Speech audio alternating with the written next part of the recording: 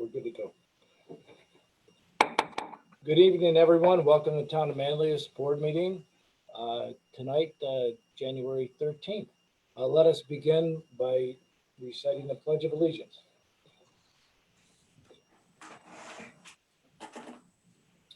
I pledge allegiance to the flag of the United States of America and to the republic for which it stands, one nation, under God, indivisible, with liberty and justice for all.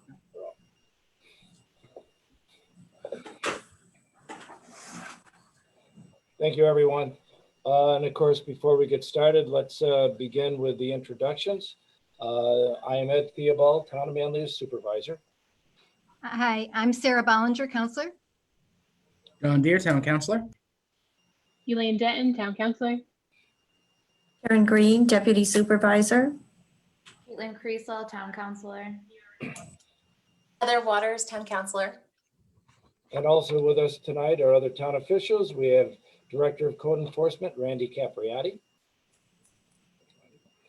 We have Police Chief Mike Kroll. We have Highway Superintendent Rob Cushing. Attorney Tim Frutesky. Town Engineer Doug Miller. Town Manager Ann Oot. And of course, Town Clerk Allison Weber. So tonight we will introduce from our rules of decorum that we had entered, updated a year ago. And at the last meeting, we added the fact that we will now include the open podium at the beginning of our board meeting in the first 15 minutes. With again, each individual who does speak or is on the list, we'll give them 5 minutes, sort of like a, so everybody else, if anyone else has a chance who wants to speak can. So with that, Allison, I know that we have some students, I think that they've been promoted to the panelist. I'm working on that right now. Okay. And we do have 2 students, which of course I'll ask them to introduce themselves and give their addresses. Jack Vos, V-O-H-S, I'm not sure if I'm pronouncing that correctly. And also Andrew Honer. So once they get on, oh, there's Jack, okay. And is Andrew going to be joining us tonight, Jack? Yep. Both Jack and Andrew are on now. Okay. Are they on the same room? Yep. Okay, that explains it. All right. So Jack, you are muted right now, but I'll ask you to present to myself and the board your proposal that what you'd like to see regarding sidewalks. And I'll give you about 5 minutes to give us an overview, and then we'll address the situation and your concerns best we can. So go ahead, Jack. Oh yeah, introduce your name, address, and all that kind of stuff too. Hello, my name is Jack Vos. I am a student at Wellwood Middle School. And I am looking into extending the sidewalk on Salt Springs Road.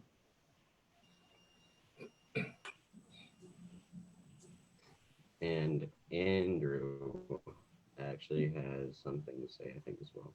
Okay. Hi, I'm Andrew Honer. I also go to Wellwood Middle School. And yeah, so we have like a presentation. Sure.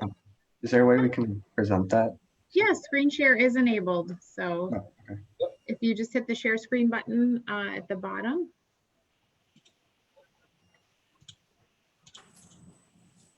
These guys are good, aren't they? They're so quick.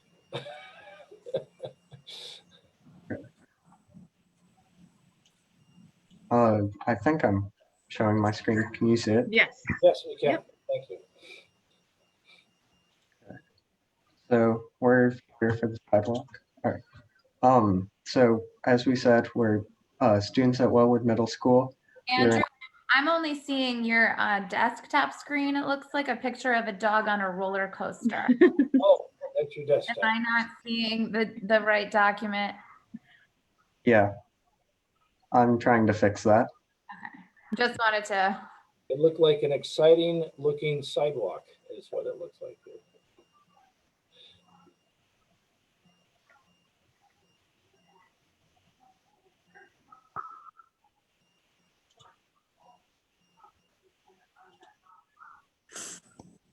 Is it working now? yeah. There we go. Yep, now we have your information. Okay. Sorry about that. Okay, so we're for the Salt Spring sidewalk. So we're as we said before, we're students at Wellwood Middle School, and we're in a class called Agents of Change, where you're basically responsible for identifying a community need, and you build a project around it, trying to fix it or start a conversation about it. And we're presenting to you today because of the lack of a sidewalk on the hill of Salt Springs Road, or the space between Pine Ridge Road and Dunhill Road, as we feel this gap in the sidewalk is a major safety issue. So here's a map of the general area.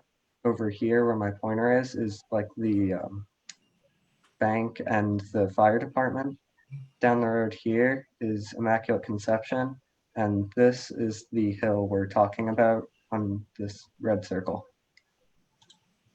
This is a picture from Google Earth of the area we're talking about, and there's no sidewalk and almost no shoulder. So it's really pretty dangerous for pedestrians, bikers, runners, anyone on it. It is necessary because it's heavily trafficked by pedestrians, runners, and bikers. Like I said in the last slide, there's no shoulder and there's a ditch on the side of the road. Since it's on a hill, there's a blind spot as you're going up and down it. So if there's a pedestrian on the side, you can't really see that there is a pedestrian until you're right next to them. There's trees, so there's leaves and ice on the road, making it slippery often. And since it's on Salt Springs Road, it's heavily trafficked and it's a significant safety issue. We feel it'll help the safety of pedestrians because then cars will know that there's a sidewalk on the side of the road and be watching for pedestrians. And then it also encourages people to go out for a walk and be active in the community.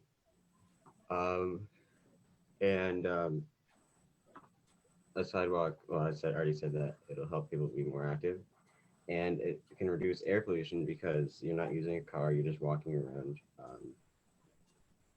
by yourself. And then Andy, next slide, please, and thank you.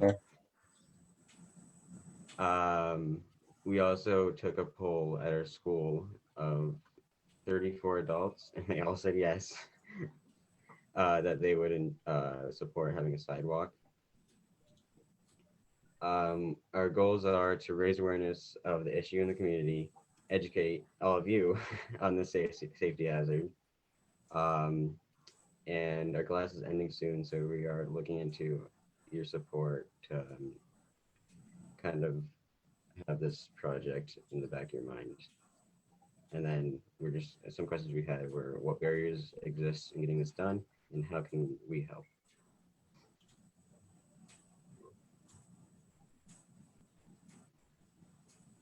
Andrew, with that map you had, how far are you looking to have this sidewalk run? It's around, I believe, 200 yards, but that was just a Google Earth measurement, and it doesn't seem very accurate. It's not too big. It's just a hill. Andrew, would you mind stopping the share now just so that we can see everyone? Thanks so much. Do you have an end spot then that you were looking at where you would? Yeah. So from like going from where it continued right now to, I believe it's called Pine Hill Road, is from there to the Dunhill Road is at the top of the hill. So it's a good stopping point. Now, I'm not assuming anything, but the survey you took, were those from residents that live right there on that road? We just sent it out to all of the teachers at our school anonymously, and so we don't really know where it was from. Okay, thanks. Just wanted some clarification on that. Any of the board have some questions? I know. Yes, Heather. Excuse me if there's background noise. I just wanted to thank you both very much for presenting. And we're really delighted that you're in a class called Agents of Change and that you're working on these sort of practical community-based learning activities. That's fantastic. I really think that sidewalks are something that before I even started serving, I was curious as a constituent to know what the process is. And I want you to know that Eagle Hill students also presented last year about a stretch of sidewalk, and it was also a piece. And so students were very clear about defining, like you are, there's this section that is really about sort of quality of life and safety for students. It was really interesting. And I know that we have counselors. I'm working with everyone on the comprehensive plan, and we have a team of professional folks that are going to be helping us gather folks for big public input on things like this. And I wanted to find out that even after class, would you like to be involved in following this issue? Yeah, that's Cool. That would be great. We'd love to stay in touch with you because your timeline might not be line up exactly with how long we'll need to work through conversations about this and explore this fully, but we would like to engage you. And that's great to hear. Thank you so very much for doing this. Yes. I have a question. Sure, Karen. Mr. Supervisor, okay. How many students on your committee? And how often do you meet? So our class we only have 9 kids in the class, and there's multiple groups that Mhm. will go. So Andy and I decided to work on this project, and then there are other groups working on different projects. And we meet 2 or 3 times a week. Oh, good. My goodness. Well done. Sarah, I think you had a question. Yeah, so I just wanted to share that the Village of Fayetteville, as you know, got a grant to extend the sidewalk and build the bridge there. And so I think it will be a long, slow process, but there is the possibility of funding. And I think that the fact that by connecting the Pine Ridge Road, that there's a big subdivision back there, there's a lot of people. So I think you can make a good case for how many people would benefit from this sidewalk to be able to come from Dunhill down and then all the way into the village, or into other areas of the village. So Jack and Andrew, my name is Caitlin. I'm one of the town counselors. Thank you so much for coming. What grade are you guys in at Wellwood? we're both in 8th grade. In 8th grade. All right. So one thing that I would encourage you to look at is how sidewalks get funded. I took a public policy course when I was at FM High School. It was called SUPA Public Affairs. I'm pretty sure they still have it. So it's through Syracuse University. And the one thing that they drilled into our heads every time we talked about any policy issue was, how do you pay for it? So I think that the public will is definitely in Fayetteville and Manlius, certainly Minoa, East Syracuse, throughout the whole town, for more connectivity, more sidewalks, more trails, the ability to traverse our neighborhoods and our community without needing to get in a car. And right now it's very car centric just because of the lack of these things. So I had to learn the hard way. And I think it was one of our first meetings a year ago when Tim Fratelski, our town attorney, you can see him in one of the little squares, actually got up and walked over to a map to explain to me why we need what's called a special district to finance, to create the funds necessary to develop the sidewalk. So a village doesn't need a special district. That's why there's so many sidewalks in the villages, the town requires a special district, and then only the folks whose properties touch that sidewalk, they'd have to vote on it, and it would be added to their tax bills. So I would encourage you to look into that, explore that more. And then there's also options for grants that we could apply for that the village and other communities in New York State have applied for. So if you put together some research on how we might be able to pay for a sidewalk, the political will is there. It's how do you pay for it? So that's what I would be very interested if you came back to the board at some point in the future, in the near future, with some more information on how we might be able to fund the project. Yes, Okay. I think that's so fantastic. Thank you, Caitlin, for sharing that. One of the other things to consider too is sort of the cost of maintenance and the responsibilities for snow removal. So those are other things. So you asked about, and you asked in your presentation about barriers. These are all the things we talk about, think about, and have to plan for. So as a next stage, while you're waiting for us to sort of circle back to you too, if you want to think about how you might go about presenting to the neighbors that are there and sharing your thoughts, not relying on them necessarily to have watched this meeting or writing a letter to the editor. These are two ways that you might be able to take another step. Thank you so much. You could also approach the village of Fayetteville and ask if they'd be interested in an intermunicipal agreement that would allow us to enter into an agreement with the village of Fayetteville for them to maintain the sidewalk, since they already are maintaining that other section. What would it take for them to be willing to enter into that agreement with us? good point, Caitlin. In fact, we just recently did that down by Craftsman. So. Good. Caitlin, would also, you have to consider that the Salt Springs Road is actually a county-owned road, and it's maintained technically by Onondaga County. Yeah. So we would have to get the permitting process from Onondaga County also to go through that process. Robert, is that a road by use? Go ahead, Tim. Most county roads are roads by use, Tim. I think it is. So I believe it is, so I'm not sure, but obviously they have within the village, maintains the sidewalks there. So Right. again, I don't think it's a huge obstacle, but it's something certainly that's gonna have to be considered by putting in that sidewalk up the hill. That's where they stopped, where they did, was in the village boundary. So once they leave the village, they would have to have, permission obviously from the county to put that sidewalk in, the county right away. And does anyone want to explain what a road by use is to these Sure. gentlemen? Yes. Road by use is a road that has not been deeded to the town, but by virtue of the public using it and being open to the public, then the public has an easement over individuals' properties. When you do a road by dedication, it's usually a 60-foot right-of-way, 30-foot in the middle, 15 feet on both sides, which would allow you to put a sidewalk on one or the other side. In a road by use, you're restricted by the actual use of it and whatever culverts or whatever ditches have been used to support those roads. So it makes it a little bit more difficult with a road by use because your right-of-ways are not nearly as big as with a dedicated road.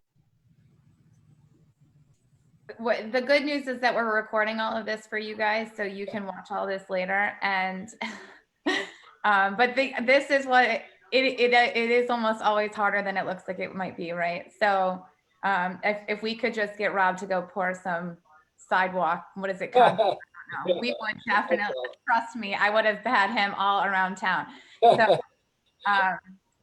but do you guys have any more questions?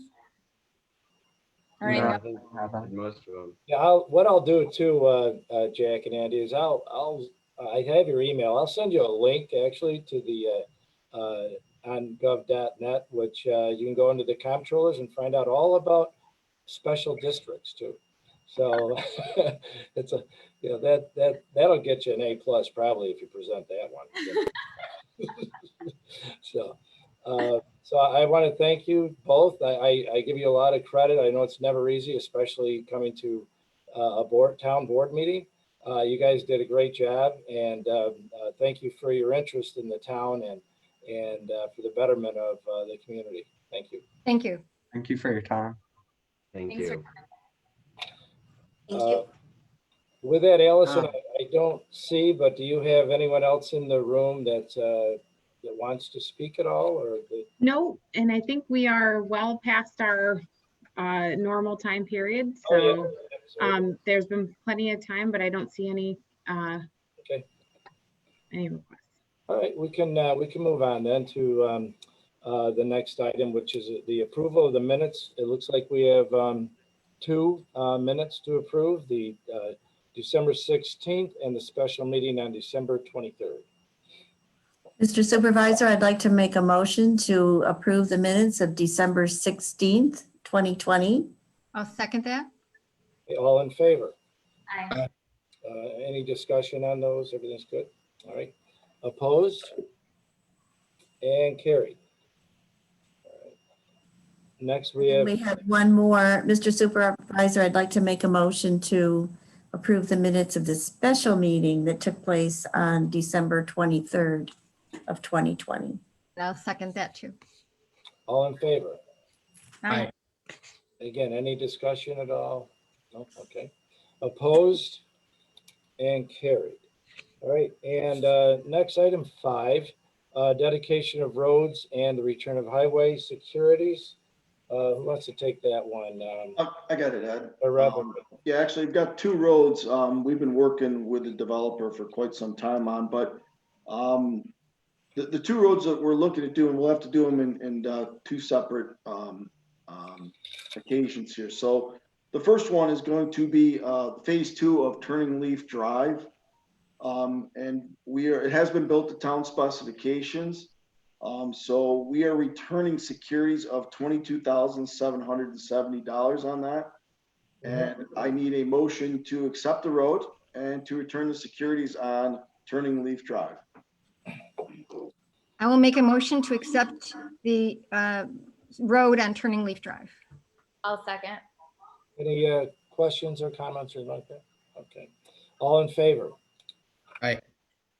Opposed? And carried. Very good. And the second one, Ed, is the same subdivision.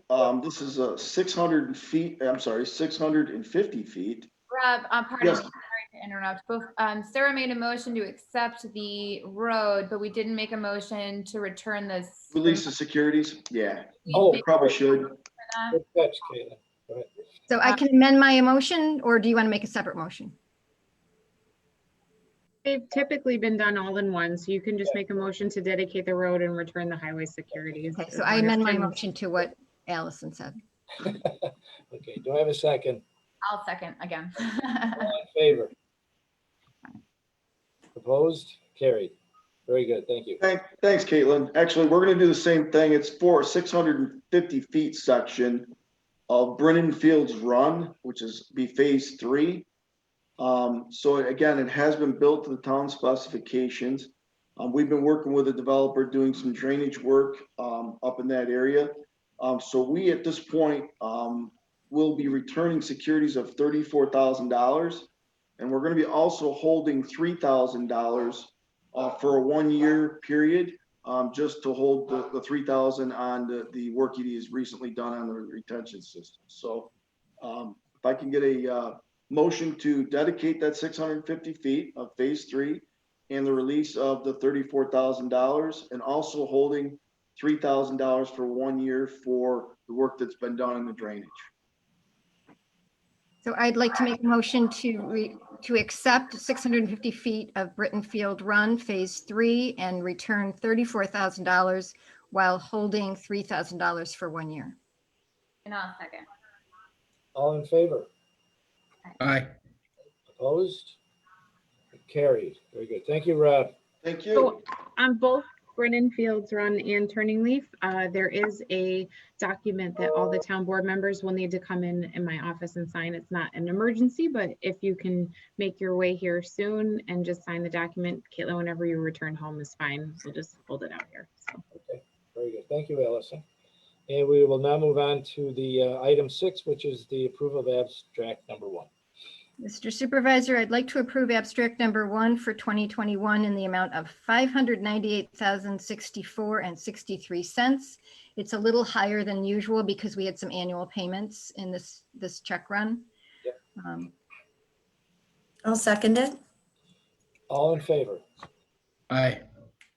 Opposed? Carried. Very good. All right. Next, we have our presentation of the zone change request for 7030 Manley Center Road from commercial CA to commercial BCB. With us tonight, we have Naparella Consultants, Matt Naparella, as well as Christian Hill. We have the group, the owner of the proposed facility, G&T Properties. And with us, well, I see Charlie Lockwood. Yep, there you are, Charlie. And I don't know if Greg is in the room or not. I don't. He's No, not. I don't think Greg's gonna make it tonight, Mr. Supervisor. All right, so what I've asked Matt to do, I know he has a PowerPoint presentation, a few slides to go over with us here. So Matt, if you want to go ahead and present your proposal. Well, I don't know if I should. That was a tough act to follow from Andrew and Jack, but I'll do the best I can. They did a fantastic job for you guys. Thank you. Bear with me one second.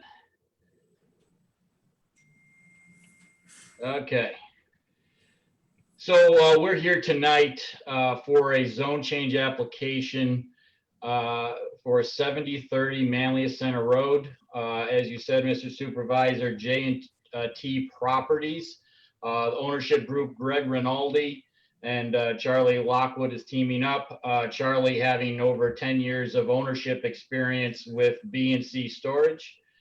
So he brings that experience with Greg's business savvy and such. And as you said, myself and my colleague Christian Hill to make the presentation.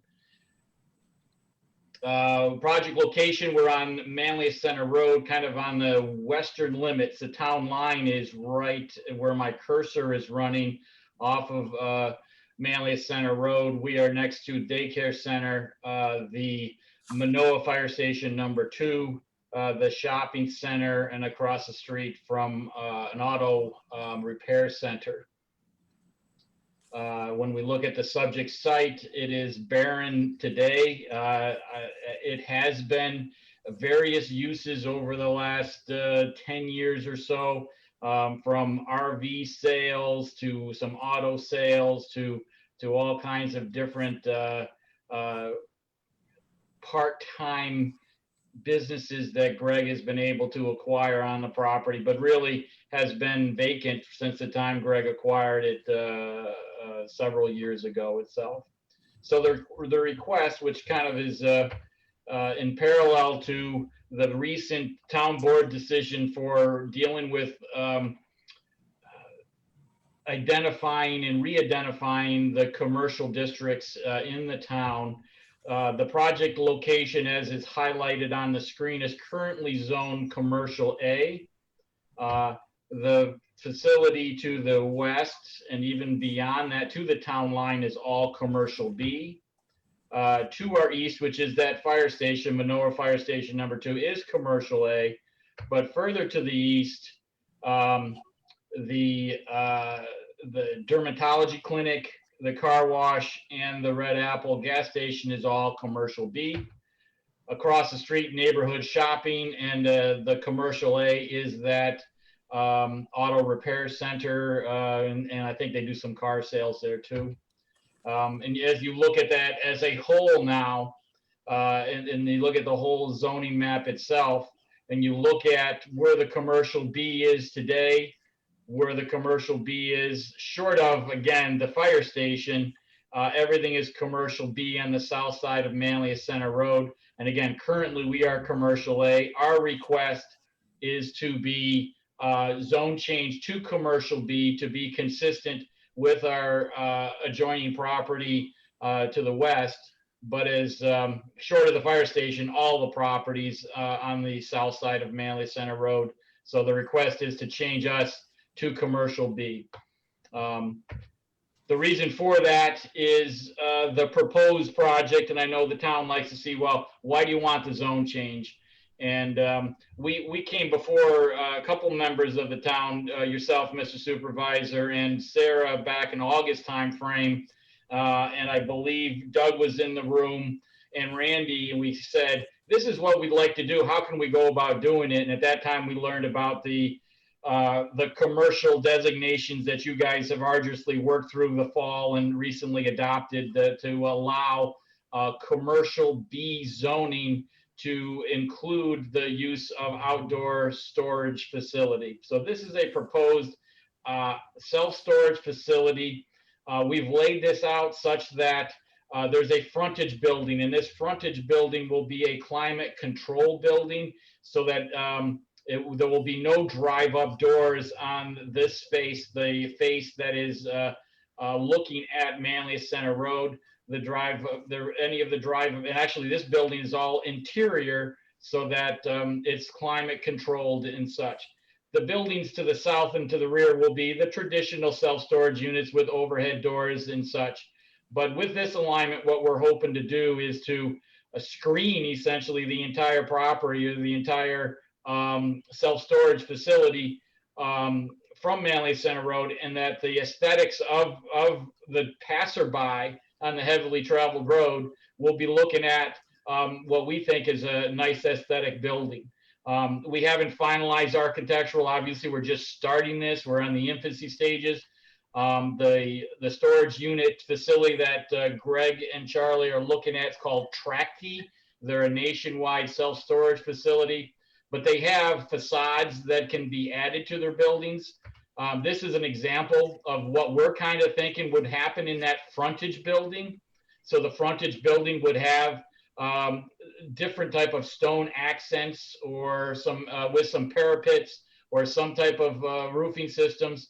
We can add glass fronts and make it look real aesthetic for, again, that frontage building. So really, that's the type of look that we're trying to do for, again, what we're showing here along this main building facing Manlius Center Road.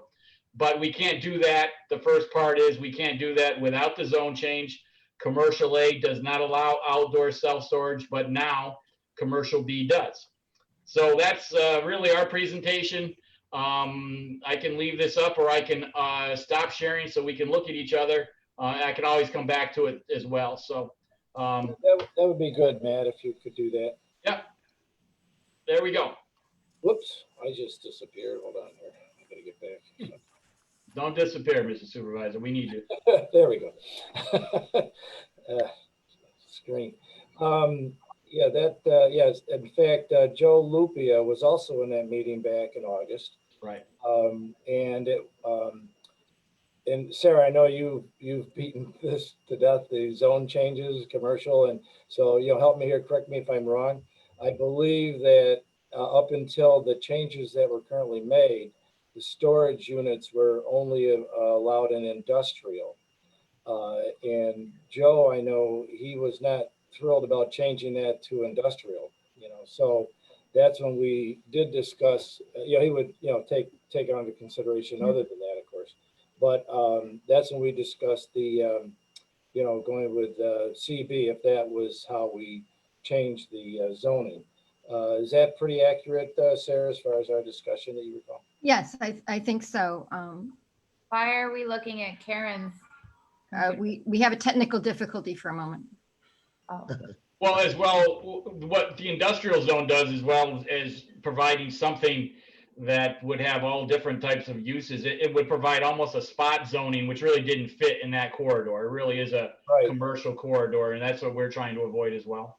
Okay. And Tim, just to help us here a little bit, again, our job tonight, not whether we make a decision tonight, but our job at some point, if we agree, if the board, after further discussion, agrees to do this, we'll send this on to the planning board. Is that correct? Yeah, that's the normal custom, is to refer it to the planning board for their recommendation on the zone change. Okay. So the only thing I'd like to clarify is that the purpose of the group coming here this evening is for the zone change, that the planning board gets to talk about the look of the building and the layout of the driveway and whatever else. So should this be commercial B and this plan for whatever reason does not come to fruition, the owner would be permitted to build anything else that's permitted in commercial B. So I believe at this point, if people, does anybody have any other questions? Are we ready to move on to this? I'd like to make a motion to refer it to the planning board for their deliberation and then maybe come back next time and make a vote on that. Go ahead, Tim. We would have to, Sorry, go ahead. we have to hold a public hearing. So could we schedule the public hearing for after the planning board meeting? Sure, you let's get could, but the you won't know what the recommendation of the Yeah, planning board is. Let's get the recommendation first, and then we can decide next steps. That would make sense, yeah. If everyone's on board with that, we'll need a motion for that, I believe, right? I think Sarah. Sarah made the motion. I'll Refer it to the second planning it. board, Yeah. and Karen seconded. I I'll guess the second. question is whether we can set a future date so that the applicant knows when the public hearing will be. Yeah, of course you can. The ultimate question is how long the planning board is going to want to look at this. If they might want to look at it for more than one meeting. I doubt it, because it doesn't seem to be a very complicated or complex Right. plan, but we just can't, I don't know what to anticipate from the planning board. And they just met this week, so they don't meet again until, But you could certainly set a date for a public hearing into the future. And we could always reschedule it if we needed to. yeah. all And right. also, we don't have to vote the day of the public hearing. No. If the planning board hasn't made their decision, we can postpone the vote. So I'm wondering if we can, I'll just if give the you guys a planning board, I couple- believe, meets the 25th, could we hold the public hearing the 27th? Just to give you guys a couple dates too, the deadline for Onondaga County Planning Board is in fact this Friday, and it looks like they're going to be meeting on the 27th as well. Traditionally, they get the resolutions right out to us, but that's not always not always guaranteed. Should we go to the 10th just to be on the safe side? What do you think? Tell me again, the Onondaga County Planning Board has typically gotten it to us before 6 o'clock, correct? Yes. Yep. Yeah. So I think if we could schedule the public hearing for the 27th, and we don't have to vote that day. If there's any question from either the county or the planning board, we would vote the following time.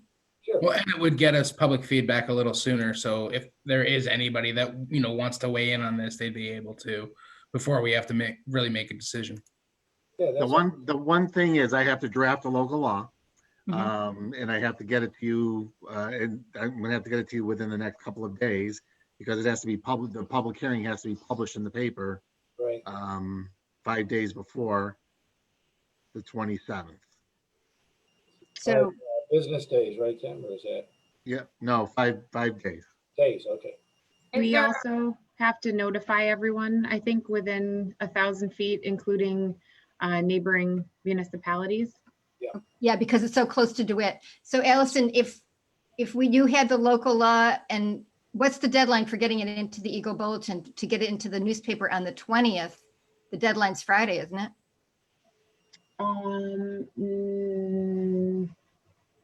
Yeah. I would have to look. The deadlines for that. Well, we can double publish too. We put the notices on our website, we put them on the signboard, and then we can also publish in the Post Standard and what's it called now, and then the Eagle Bulletin. So. All right. So is that realistic, Tim? I don't want to, is that unrealistic? Yeah. How tight are we going to be, I guess? Yeah, that sounds tight. I don't see why we wouldn't go to February 10th Okay. to give everybody time to do what they need to do. That Yeah. sounds, And that way I can get you the local law at the next meeting. Yes. Um, Okay. So we don't even have to call for the public hearing tonight. We can call for it at the next meeting for the 10th. Oh, all right. That sounds good. Yeah, let's make a note of that then. We did not finish the motion to send it to the planning board, I don't believe. That's correct. I can just mark it tabled. Did anyone second it? I did. Karen seconded it. One second it, and then we had discussion. So all in favor? Aye. Aye. Opposed? Carried. All right, very good. Thank you, Elaine. I knew we were hanging there, waiting for something. That was so confusing to me. Just like, There's a lot of cutoff dates, Caitlin. It's and Ellison has her calendars and in front of her. So. And All right, Allison and/or Doug, do I need to do anything for planning board? Do they want additional copies? Do I need to do anything for you guys to get to the planning board for the next meeting? Yeah, why don't you, Matt, why don't you give us a call tomorrow morning when the office opens? Okay. Lisa will be in the office, and then we can kind of talk with her and get that moving forward. Perfect. Yeah, Matt, what would you have? Would you have that same presentation you'd want to do? Yeah, I mean, really, Doug, we're at layout plan. We don't have full detail stuff yet for zone change. So really, it's a package that the town board has seen. It's a small spiral bound piece. But I can replicate that for the planning board at this point in time. Fully, like you said, once we get beyond the zone change, we would have full site plans with grading and stormwater and all of the other fun stuff. Yeah, they meeting with the planning board Friday afternoon to set agendas for their next meeting. So I don't know if you want to call me in the morning, Matt, and we can go over details and specifics. Absolutely, and I can give everything to you digitally too. Yeah, okay. Seems like you're anxious to get moving on this, so that would work. if we could just give me a holler and we'll make it happen. Yeah, well, I'll talk to you in the morning. Okay, good. Matt, thank you very much. Charlie, Christian, and Greg's not here. So thank you for presentation tonight, and you are free to go. Thank you. I Thanks a lot. appreciate the efforts by the board. and I will say that I do think that the sidewalk presentation was better. I'm sorry. Oh, man, I'm that's on gonna look Matt. to not hire me. those two. They did a nice job. I'm gonna bring them on. Bring them You're on board. brutal. You're brutal, Caitlin. That's rough. Can I add would some say I sidewalks was there. way more into that sidewalk discussion, but thank you so much for coming. It was informative. It's all good. It's all good. Very good. This Zoom is nothing. I mean, it's like we've been doing this for a year or so. Oh my. Okay, so we'll move on to item 8, which is the Syracuse Signal System Inc. contract. Tim, do you want to just give us an overview, or Allison, on the contract? Sure. Or Ann. Or Ann, yeah. Ann, yeah, raise your hand, Ann. I'm sorry. And this is for. I think it's the same 173. contract we do every year Yes. to keep and maintain our signals, I think at the schools. Yeah, 173 Tim and Kirkville Road, where we Right. have the school zones. Right. Yep. Is that there one? a reason why the school doesn't pay to maintain it? Yes, because it's our responsibility under state law. Well, that's a good reason. It's, the school district, the town is required under statute to keep and maintain, even the crossing guards, they're our responsibility. Those darn laws, Caitlin, I'm telling you. Yeah, I mean, better to follow the law than not, as I always say. Caitlin, just a note with those, the ones on Kirkville Road are recently, like within the last 5 years, have been brand new. Yes. But they do close, they turn them off in the summer, turn them on, they do maintain them, if the lights go out or if there's issues with them.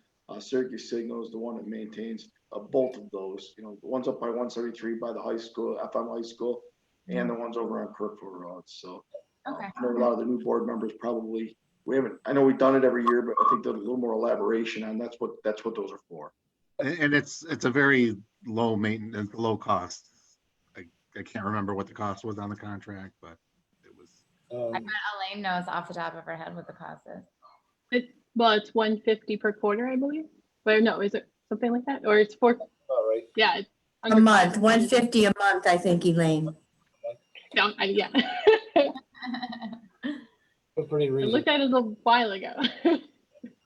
So can I make a motion to approve the, let's see, the contract with Syracuse Signal Systems to maintain these lights by the schools? And a second? One second. Okay. And all in favor? Okay. Opposed? Carried. Excellent. Excuse me. And, okay, now we have the authorization, preparation of the bid documents for the Clark Hill Drainage Project. This is, I know, Doug, this has been on, this is the Longmire Drainage, I believe, up in Longmire, I'm sorry. Yeah, so, Extended. yeah, if you all recall, right, we did the drainage Zoom meetings and we went over some different projects, and we we actually have, if you don't mind me taking the opportunity, but we actually have 1, 2, 3, 4, 5 different projects. The one that's on tonight for authorization to bid is drainage work at Clark Hill. This is a continuation of some work we've been doing in phases in Clark Hill over the last few years to replace tired stormwater piping. So we've got the next phase ready to bid. It'll be portions of Langmere and Innsbrook Drive, it looks like at this point. And we've been working with Rob and Ann to work within the budgets to keep that moving and move through the process. And again, that's part of the drainage district. That's That is Drainage District 1. Okay. So traditionally, what we've looked at is somewhere in the range of, you know, $70,000 to $90,000 a year, and that's what we're going to try to target in this round. So what we're looking for is on that, the drawings and specs are just about done. Got some loose ends to go over with Rob, but we'd like to get the authorization to bid that project, and then we'll work with Ann and Allison to get the dates and the process going. And what we've been doing, the last few projects we've bid, we've been bidding through electronically through Avalon, so that there's no cost, there's no stress to Allison. And it's been a very good relationship moving forward. So that's what we're looking for, if you wanted to make a motion on that. And then I'd also like to give you the update on the other projects and a couple other things we're doing, as long as I'm talking. Any other discussion on this one here before we do the, you can make a motion on that? So what's the process is that we go out to bid and then what happens next? So we'll go out to bid. We'll receive the bids. We'll canvass the bids. We'll see if the bids are within our budgets. Then we will come back with a recommendation on what we've received, Elaine. And, you know, hopefully everything is fine and the recommendation is to move forward. If there's not, if there are errors or omissions, or, you know, it looks like it's just too expensive, then, you know, we would talk to all of you and say, look, you know, it didn't work out. We need to go out and rebid, or, you know, think this through again. So, right. So hopefully we don't get to that point. Hopefully we hit it square on the head. We usually do. And that's the scoop. Okay. Anyone else? Mr. Supervisor, I'll make a motion to authorize bid documents for the Clark Hill Drainage Project in District 1. A second. All right, all in favor? Aye. Hi. Opposed? Carried. Doug, do you want to wait until we go around before you, or do you want to cover that now on the other? Yeah, I'd like to cover it now, because I think it all fits together. Right. So we're working on, you know, that we've talked before, just to give you an update. We've got 4 other projects we're working on. And I just wanted to give a little update of where we are. They're all progressing quite well. The Falcon View project, where we had the stream jump out of the creek again. We have drawings and specifications ready for that. We have submitted a joint application to the Army Corps and DEC to do work in that stream. That's going to be on our critical path. You know, if we didn't have to do that, we would be also asking for authorization to bid the Falcon View project. It's going to parallel the project we did, you know, it seems like just yesterday, but it was 10 years ago. So, you know, when we submitted, we told the Army Corps that you've seen this before, it's the same project. You know, there should be no surprises. We need this to, you know, help the residents in that area. So that's where we are there. That's District 3. We also have the drawings ready for a Saber Lane retention modification. That's in the Verbeck subdivision. If you recall, that is over near Whetstone Road, where we had some problems last summer with that flash flood. So that one is just about ready to get out on the street. We are also working on decoy run along Enders Road. We're gathering some survey data. We hope to have that shortly. And then those are all District 3 projects. And once again, we'll work with Ann and Rob with the budgets on those to make sure that, you know, what our estimates are looking at are what we have for funds in the district, so that we keep everything sustainable moving forward on those projects. And we should be in good shape in all those.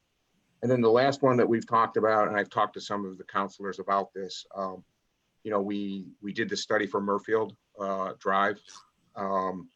We talked about doing that in a phased approach. And at this point, I'm going to work with Rob to start a first phase and see if it's something that we can do internally.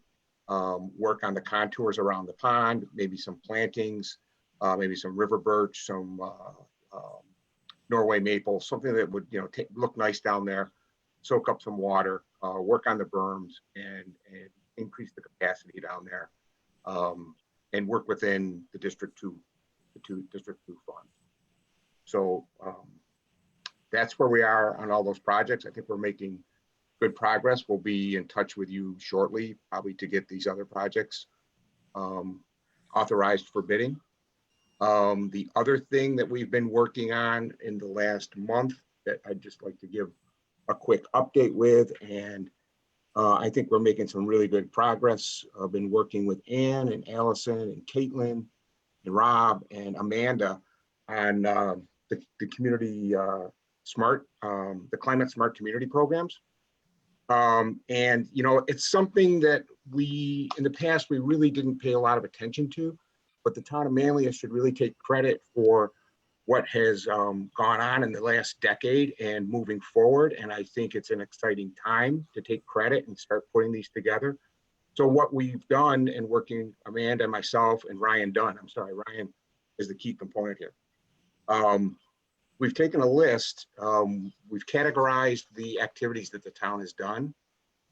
We've got nearly 70 items that qualify for, in different categories, that qualify for smart communities.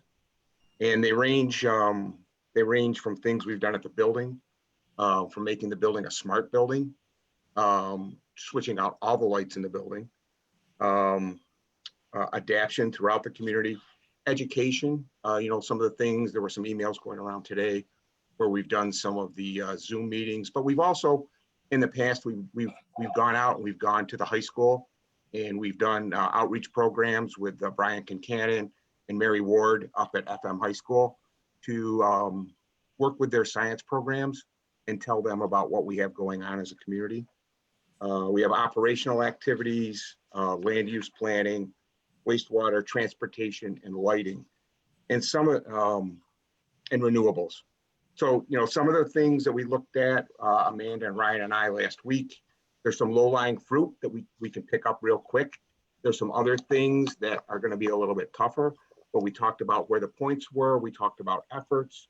Ryan is really engaged. I know he reached out to some of you this week. I told Ryan if he needed any help, just pick up the phone, shoot me an email.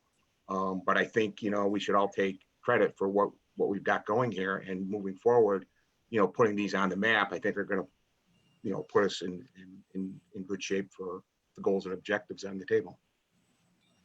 Very good. A lot. I can't wait to see the itemized information. Yeah. And there's a nice spreadsheet, you know, once we put these all together, Amanda put them in a good spreadsheet. I think Caitlin's seen it, Ann and Allison have seen it. It's good stuff. Okay. I'd like to see it. Sounds good. Very good, Doug. Thank you. Sure. And, we can move right on now to Rob. If you have anything to share with us tonight. Just one quick thing. It's kind of a formality here. I know we've done these before in the past. We've got a builder at the end of Sugarland Drive at 8280 Sugarland Drive, You're right. who's looking to tie their sewer system into the town's sewer line. Yeah.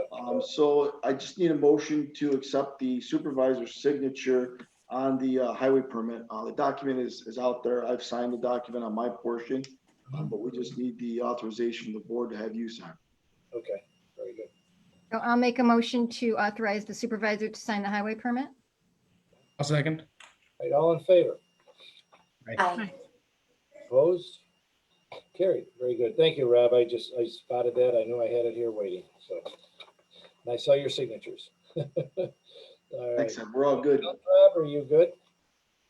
Okay. Randy, anything for us tonight? The inspections are still ongoing. It's amazing how many cars we're finding in people's backyards since everybody's been home Yeah. out there. We're going to be moving on to the annual report. That's going to take a while for myself and Lisa, Mike and Dave to put together on it. And the last couple of weeks, Lisa and Mike entered all the data for the fire inspections into the new program for 2020. And now they're going back and categorizing each different classification. So once that's all been entered, which is the hardest part, is entering the data, we'll be able to retract any information report-wise we need with reminders for inspections. There's a lot of things going on with the program that we just finally got the data entered. So it's going to be a big help for Dave and Mike down the road. Very That's good. all. Thank you, Randy. Anything, Attorney Fortescue? You have anything for us, Tim? I have nothing to report tonight. Oh, very good. Okay. Town Clerk, Allison Weber, what do you have? There's lots going on, but I'm going to yield my time to everyone else. Very good. Chief, do you have anything for us tonight? Mike? Yeah, not too much. Everything's good in the police department. We're continuing to work with county health on the immunization of first responders for the COVID-19 immunization. So that's going really well. And then we're finalizing our background investigation for our new police employee. Hopefully next meeting, I'll have a recommendation to the board on the hiring. And I see you're back in your building again. I've got to get over there and take a look at what's been completed or refurbished. Yes, we're out of the trailer. We had to say goodbye to the dog and the pickup truck, and we're back in the building, so that's all good. Excellent. All right, I'll get over there soon. All right. Ann, do you have anything for us tonight? Town manager? No, just very busy end of the year, beginning of the year. So, but I will also yield my time to someone else too. All right, very good. And I'm going to go around. We'll go counterclockwise tonight. So Karen, let's start with you this evening. Yes, Mr. Supervisor, I just want to mention that Saturday, January 9th was designated as National Law Enforcement Appreciation Day. And I think every single day should be Appreciation Day for our law enforcement, but it does give us an opportunity. And I want to thank the officers, not only across the whole country, but particularly in the town of Manlius, for their sacrifices they make every single day and their dedication to our community. And in fact, I'll just tell you a quick little story. I was with my grandson a couple of days ago and there was an accident. It looked pretty severe on 92. And he was with me. And of course, the town of Manlius police were there. And he said, "Grandma, I'm so glad we have the police in our town." This is coming from a 12-year-old. And but thank you, Chief, for all that you do and for your entire department. We appreciate it. Thank you, Karen.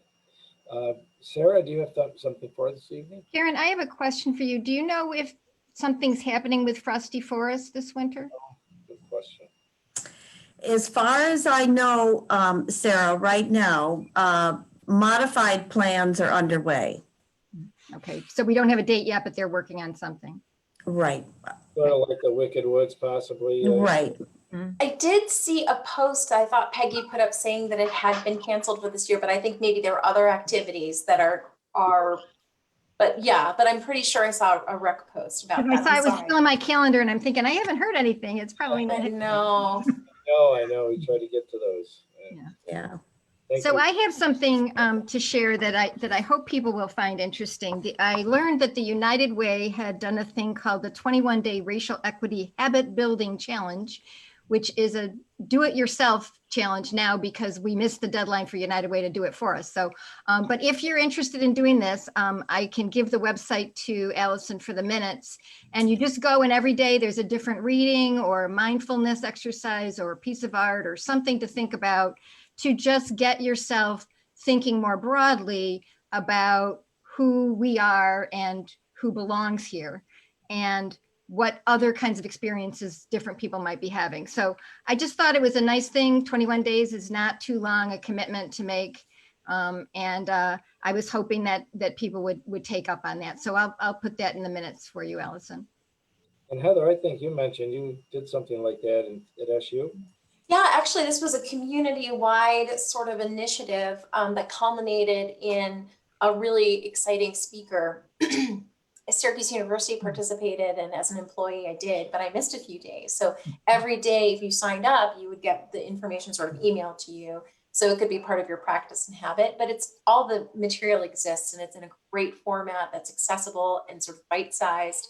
And something that I know we've talked about, I know I've talked with fellow counselors about this. It takes a lot of internal investigation and time to wrestle with some of these ideas, and to have support like that is sort of low stakes because it's there for you, can help when there are moments where you're really hitting up against something as you're wrestling with it. But I think it's work that needs to be done in the world. And so Sarah, I would love to jump in and make sure I complete it again. So I'll definitely be doing it. Thank you. Thank you. Anything else, Sarah? No, I'm all set. Thank you. Caitlin, you're up. So, Karen, I appreciate you sharing the note about the that date over the weekend and honoring our police force. It's been such a challenging week to see the footage that's come out of Washington, D.C. and how the police were treated last week, and the death of an officer.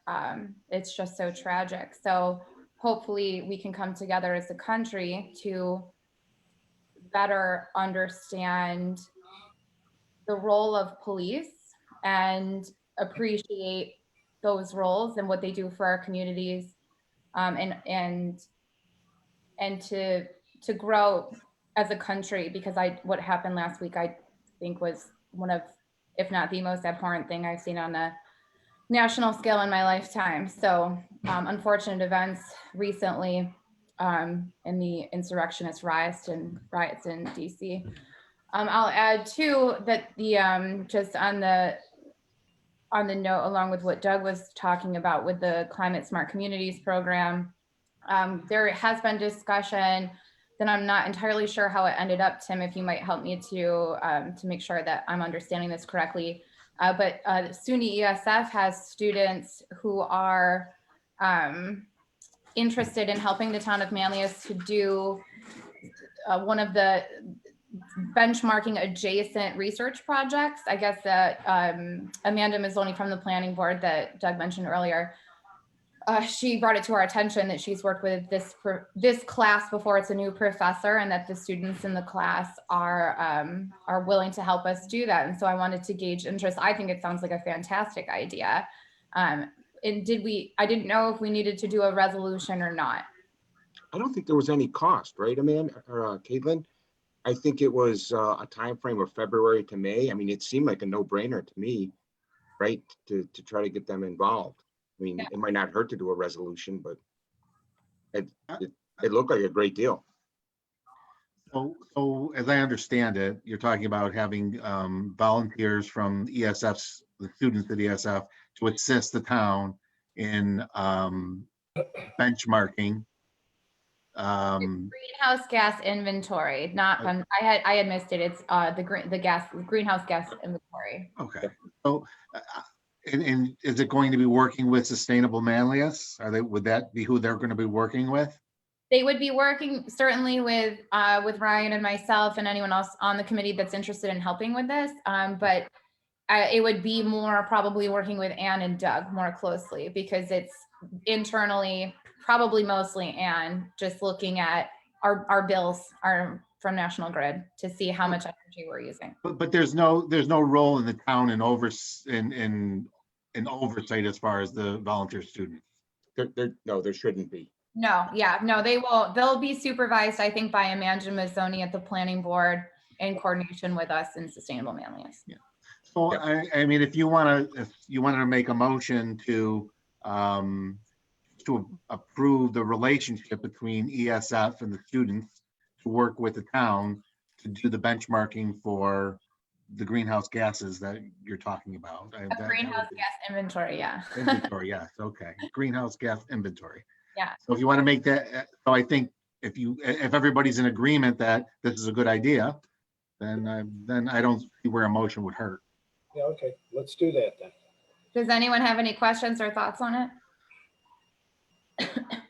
No? No, I think the student presentation tonight was a nice foreshadowing, right? As many hands on deck with great oversight and skill like that as possible, and energy really important.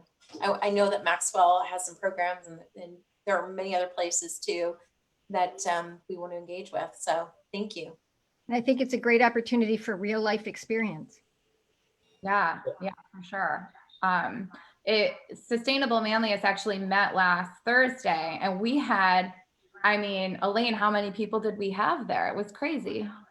Like, what was it, like 30 something people showed up? Most of them were new. And a bunch of folks from ESM, from some teachers, some students from FM, and I've even received a couple emails since. Students at FM can now, in my understanding is that any student at FM that's a National Honor Society or Science Honor Society can get credit hours for working with Sustainable Manlius, and I'm working with ESM to achieve the same thing. So, well, any opportunity, it's honestly like, it feels like the most important element of this to bring in students. I offered up, could comprehensive planning volunteer hours count for National Honor Society too? So I haven't heard back on that yet, but it's just awesome to have their energy and their excitement, and they bring such a unique perspective, and they know how to use social media in a way that even I just do not know how to do. So very effective group of students that have already helped and that seem to be coming more to the table. So, but in any case, any more questions on the ESF piece? All right, so oh, sorry, Heather, go ahead. But I just, so one thing I know from working at a school of education where there are field placements, sometimes the question, and Tim and Anne can probably shed more light on this.